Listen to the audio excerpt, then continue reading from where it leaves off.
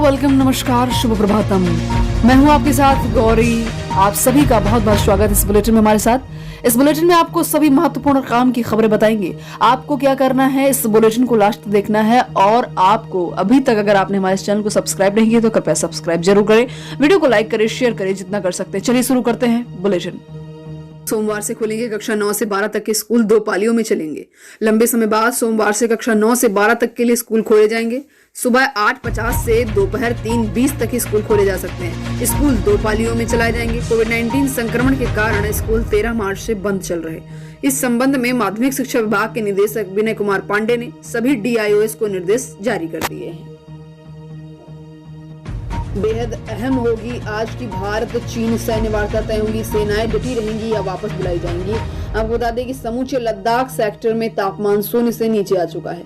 पूर्वी लद्दाख के वास्तविक नियंत्रण रेखा LAC के इलाके में हल्की बर्फीली हवाएं चलनी शुरू हो गई हैं, जो इस महीने के अंत से और तेज हो जाएंगी। ऐसे में LAC पर तैनात भारत व चीन की सेनाएं वापस होंगी या वहीं डटी रहेंगी। इसका बहुत कुछ तक फैसला इस हफ्ते होने वाली कोर्प कमांडर स्तरीय वार्ता में हो सकता है। वहीं अगली बड़ी खबर, हैदराबाद में फिर से हुई बारिश। कर्नाटका में बाढ़ की स्थिति गंभीर। बीती रात हुई बारिश के बाद रविवार को हैदराबाद के कुछ हिस्सों में फिर बाढ़ जैसे हालात बन गए, जबकि कृष्णा और भीमा नदियों के उफान पर होने की वजह से कर्नाटका के 4 जिलों में बाढ़ की स्थिति गंभीर हो गई है।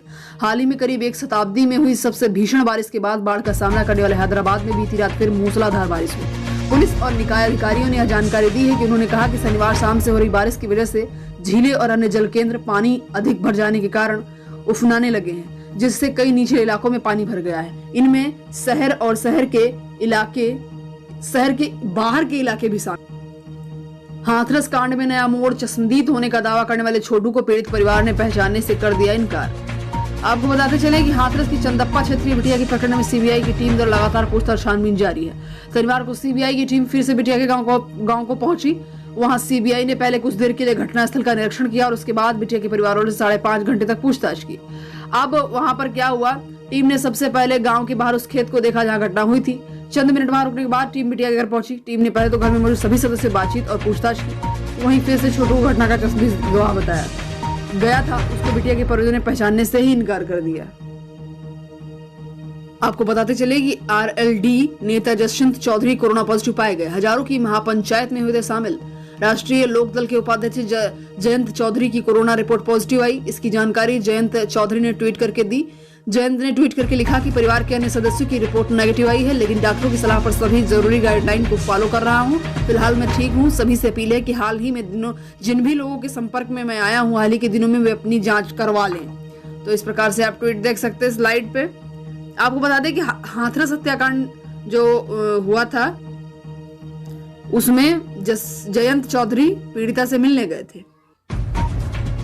कंगना रनौत ने FIR दर्ज होने के बाद शेयर की अपनी तस्वीरें, ट्वीट कर दिया ऐसा जवाब। मुंबई की बांद्रा पुलिस स्टेशन में 124 सहित कई धाराओं के तहत शनिवार को कंगना रनौत के खिलाफ व उनकी बहन रंगोली चंदेल के खिलाफ FIR दर्ज की गई थी, जिसके बाद कंगना ने एक ट्वीट कर इसका जवाब भी दिया। आपको बता दें कि क्या वो ट्वीट था।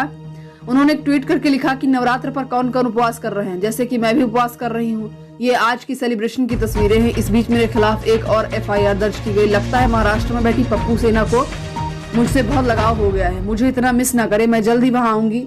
वहीं कास्टिंग निर्देशक साहिल अशरफ अली सैयद के वकील रवीश जमींदार के अनुसार उनके मुकव्विल ने अदालत में शिकायत दायर कर एक्ट्रेस और उनकी बहन के खिलाफ भारतीय दंड संहिता IPC की विभिन्न धाराओं के तहत प्राथमिकी दर्ज कराने की भी मांग की थी। भारत के इस गांव में जब दिखा एलियन तो घबरा गए लोग।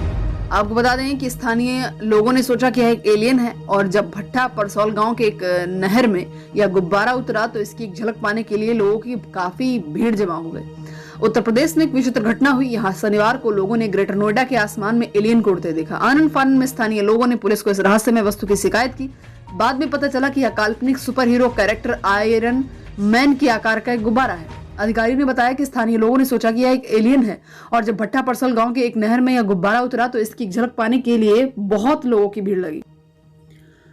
वहीं अगली बड़ी खबर, कोरोना पॉजिटिव झारखंड के शिक्षा मंत्री की हालत गंभीर, वेंटिलेटर पर चेन्नई से बुलाया गया लंग्स स्पेशलिस्ट। कोरोना पॉजिटिव शिक्षा मंत्री जगन्नाथ महतो की स्थिति गंभीर हो गई है। रांची के मेडिका अस्पताल में भर्ती जगन्नाथ महतो की हालत रविवार सुबह बिगड़ने की सूचना मिलते ही मुख्यमंत्री हेमंत सोरेन फिर मेडिका अस्पताल पहुंचे और डॉक्टरों से विचार विमर्श किया और आगे क्या बेहतर किया जा सकता है इस पर विचार विमर्श भी किया गया। भारत में 19 अक्टूबर को ऐसा रहेगा वेदर। भारत की कई जगहों में मानसून की शुरुआत हो चुकी है। कई जगहों में बहुत ज्यादा बारिश होने से बहुत ज्यादा नुकसान भी हो चुका है।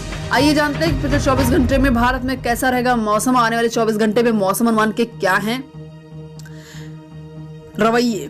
पिछले 24 घंटे में तेलंगाना, गुजरात के सौराष्ट्र और कच्छ के अलावा विदर्भ में कई जगहों पर हल्की से मध्यम बारिश के साथ कुछ जगहों पर भारी बारिश होगी। गंगे पश्चिम बंगाल, गुजरात की पूर्वी हिस्से, दक्षिणी राजस्थान, अंडमान निकोबार द्वीप समूह, मध्य महाराष्ट्र के कुछ हिस्सों, आंध्र प्रदेश के कुछ हिस्सों में हल्की से मध्यम बारिश। असम से 1-2 स्थानों, तमिलनाडु के कुछ जगहों, कर्नाटक और केरल में हल्की वर्षा हुई। पूर्वोत्तर भारत में मौसम मुख्य रूप से शुष्क भी बना रहा।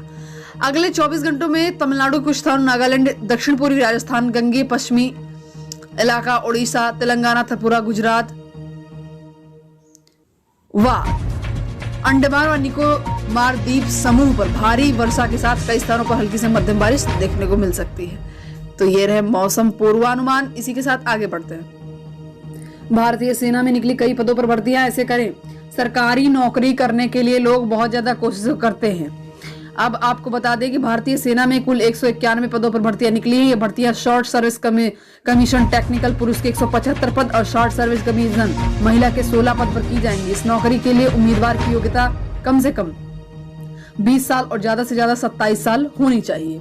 उम्मीदवार को महीने में 56,100 रुपए से लेकर 1,77,500 रुपए तक की सैलरी दी जाएगी। तो आप यहाँ पर देख सकते हैं, लिंक आपको डिस्क्रिप्शन में मिल जाएगी। यू कैन चेक, मतलब आप बहुत अच्छे से आप इसको चेक कर सकते हैं कैसे क्या कर रहे हैं सब कुछ। उम्मीदवारों का चुनाव physical eligibility test, medical exam और इंटरव्यू के जरिए किया जाएगा। इस नौकरी के बारे में ज्यादा जानने और आवेदन करने के लिए आप लिंक पर जाकर के पूरी डिटेल चेक कर सकते हैं। इसी के साथ आगे बढ़।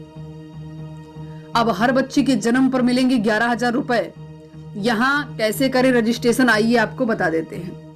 हाल ही की खबर के मुताबिक अभी तक बच्चों के जन्म पर सरकार की तरफ से कुछ सहायता राशि उपलब्ध कराया जाता है। वहीं अब जेनेक्स ने भी बच्ची के जन्म पर मदद देने का ऐलान कर दिया है। जानकारी के मुताबिक पता चला है कि जेनेक्स ने बाल विकास कार्यक्रम के तहत 11,000 रुपए फिक्स डिपॉजिट के तौर पर उपलब्ध कराने का ऐलान किया है। ये राशि हर एक बच्ची के जन्म पर मिलेगी। आपकी जानकारी के लिए बता दें कि ये संगठन देश भर में लैंगिक समानता को लेकर काम करता है। शनिवार को इस संगठन ने ऐलान करते हुए कहा कि इसका फायदा उन सभी पेरेंट्स को दिया जाएगा जो इस संगठन के साइट पर अपना नाम बालिका के पैदा होने से पहले रजिस्ट्रेशन करवाएंगे। तो आप समझ गए होंगे कि क्या है पूरा प्रोसेस। इसका फायदा देश भर के किसी भी नागरिक को फ्री में मिलेगा। इसके लिए पेरेंट्स को किसी तरह का पैसा नहीं दिया जाएगा, लेकिन पेरेंट्स को इस कार्यक्रम का फायदा लेने के लिए रजिस्ट्रेशन करवाना पड़ेगा, वो भी पहले ही। जन्म से पहले आपको नामकरण करवा देना होगा और वो उसका रजिस्ट्रेशन करवाना होगा। इस प्रकार आप ले सकते हैं। कोरोना वायरस की दूसरी लहर नजदीक, 1 महीने में बढ़ सकते हैं 26 लाख नए केस। कोरोना वायरस के खिलाफ जंग में भारत द्वारा किए जा रहे शानदार प्रयासों के बीच एक हैरानी भरी खबर सामने आ गई है। केंद्र सरकार द्वारा गठित एक समिति की ताजा रिपोर्ट से यह बात सामने आई है कि इसके अलावा त्योहारों का मौसम आने के चलते कोरोना के नए केस अप्रत्याशित रूप से तेजी से बढ़ सकते हैं और 1 माह के भीतर 26 लाख नए मामले आ सकते हैं, इसलिए सतर्क। सोने की कीमतों में 5,500 रुपए तो चांदी 16,500 रुपए की गिरावट। भारतीय बाजारों में सोने और चांदी की कीमतों में लगातार गिरावट आ रही है। ऐसे में MCX पर दोनों कीमती धातुओं के दिसंबर वायदा भाव में बड़ी गिरावट देखने को मिली। यहाँ तक देखते हुए आए हैं तो वाकई धन्यवाद आपका। इसी के साथ बस इतना ही। आज के समाचार यहीं पर समाप्त होते हैं। आशा करते हैं आपको वीडियो पसंद आया होगा। वीडियो पसंद आया तो वीडियो को लाइक करें, शेयर करें, कमेंट करें। यदि आप चैनल पर पहली बार आए हैं तो चैनल को सब्सक्राइब करना बिल्कुल मत भूलें। Thank you, take care.